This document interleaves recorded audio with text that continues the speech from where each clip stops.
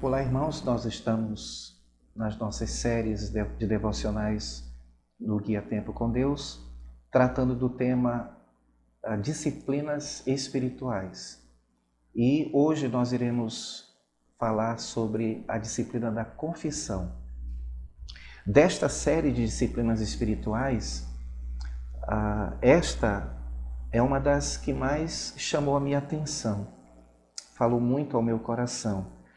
Porque poucas oportunidades em nossa comunhão nós de fato aproveitamos para fazer confissão de pecados, como nos orienta Tiago, no capítulo 5, verso 16. E, ao mesmo tempo, aquilo que nos orienta também o apóstolo Paulo aos Gálatas, capítulo 6, verso 2, de levarmos as cargas uns dos outros e assim cumprirmos a lei de Cristo. A verdade é que em nosso medo e orgulho, nós continuamos sozinhos com o nosso pecado e nos privamos do que o Senhor quer realizar em nós e em nossa comunidade através dessa situação de fragilidade e vulnerabilidade mútua, porque quando nós, como irmãos, nos reunimos e compartilhamos as nossas necessidades, as nossas lutas, as nossas dificuldades, nós estamos mutuamente nos encorajando. Como pastor e no papel de conselheiro, quando estou recebendo pessoas para serem ajudadas, na verdade eu também estou sendo encorajado, eu estou sendo ajudado, eu estou sendo edificado. É importante que nós compreendamos a importância da mutualidade na vida da igreja. O fato é, irmãos, que nós precisamos cultivar esta disciplina da confissão. E eu quero convidar você a exercitar esta disciplina e se expor, assim, à luz da graça e do perdão de Deus, derramadas sobre nós através da cruz de Cristo e feitas uma realidade através da comunhão do Espírito Santo. Eu queria, a partir daí, então, trazer uma reflexão sobre esta disciplina espiritual.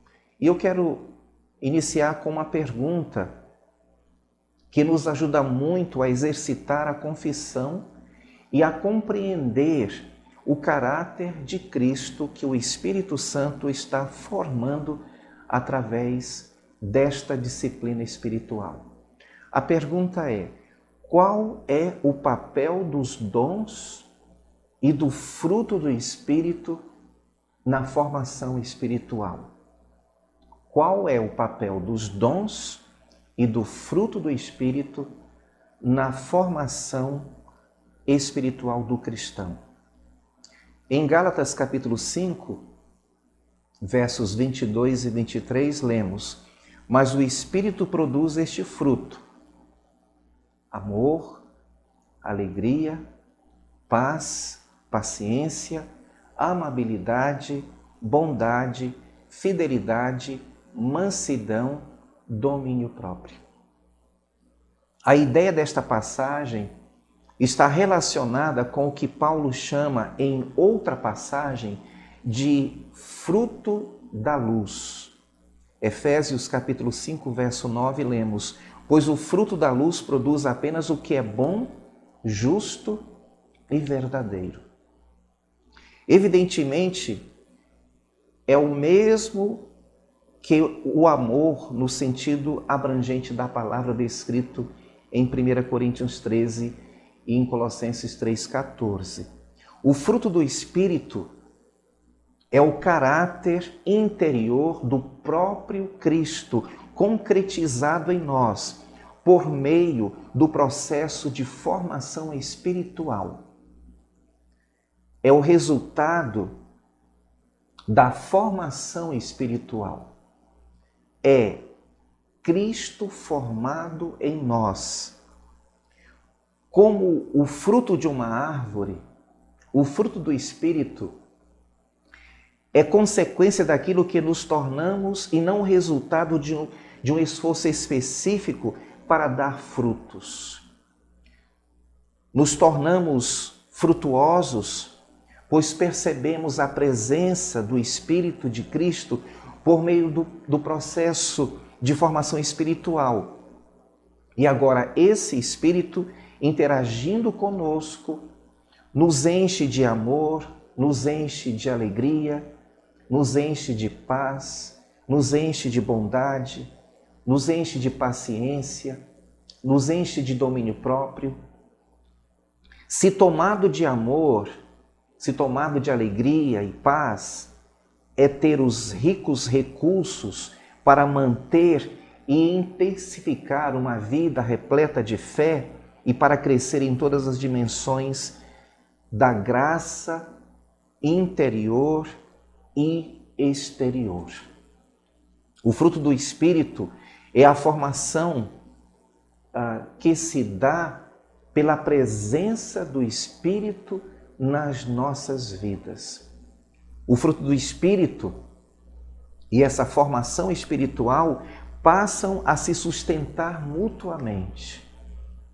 Isso também se aplica à formação espiritual e aos dons do Espírito Santo. Os dons são habilidades sobrenaturais específicas distribuídas entre aqueles que fazem parte, que constituem o corpo de Cristo aqui na terra, a fim de que todos os membros possam ser beneficiados por todos estes dons. 1 Coríntios, capítulo 12, versos 6 e 7 diz que Deus trabalha de maneiras diferentes, mas o mesmo Deus que opera em todos nós. A cada um de nós é concedida a manifestação do Espírito para o benefício de todos. É o que nos diz o apóstolo Paulo. Portanto, a formação espiritual não tem meios de avançar da forma como Deus determinou se o indivíduo não fizer parte do corpo de cristãos, onde possa receber os benefícios dos dons das outras pessoas, dos outros irmãos. Sem os dons, o fruto não pode ser produzido nem mantido. Os dons do Espírito, por sua vez, só podem ser usados corretamente se aquele que os recebe e serve a outros por meio deles tiver a devida formação interior na semelhança de Cristo Jesus. Não somos passivos no processo de receber e servir com os dons do Espírito. Eles devem ser buscados, eles devem ser recebidos e cultivados de uma maneira ativa e não passiva. A formação espiritual lança os alicerces e fornece a estrutura apropriada para o exercício desses dons, tanto pelo indivíduo como também pelo grupo. Eu quero fazer aqui uma citação de Agostinho sobre a disciplina espiritual da confissão. Ele diz: confessar as más obras é o primeiro passo para as boas obras. Muito interessante esta declaração. Confessar as más obras é o primeiro passo para as boas obras. A obra perfeita de Jesus Cristo, irmãos, nos possibilita hoje a confissão e o perdão. Confissão e perdão. Duas realidades que nos transformam. Sem a cruz, a disciplina da confissão seria terapêutica apenas no âmbito psicológico. Porém, a disciplina da confissão é muito mais do que isso. Envolve uma mudança real em nosso relacionamento com Deus, uma mudança real em relação a nós mesmos e se torna um veículo de cura e de transformação. Confessamos os nossos pecados a Deus por intermédio de Jesus Cristo. A palavra de Deus, através de João, em 1 João 1,9, nos diz: se confessarmos os nossos pecados, Ele é fiel e justo para nos perdoar os pecados e nos purificar de todo pecado e injustiça. E encontramos ainda em Tiago 5,16 a orientação de que devemos confessar os nossos pecados uns aos outros para sermos curados. Eu desejo a todos vocês um excelente dia na presença do Senhor. Deu quantos minutos? Bem uns 12, né?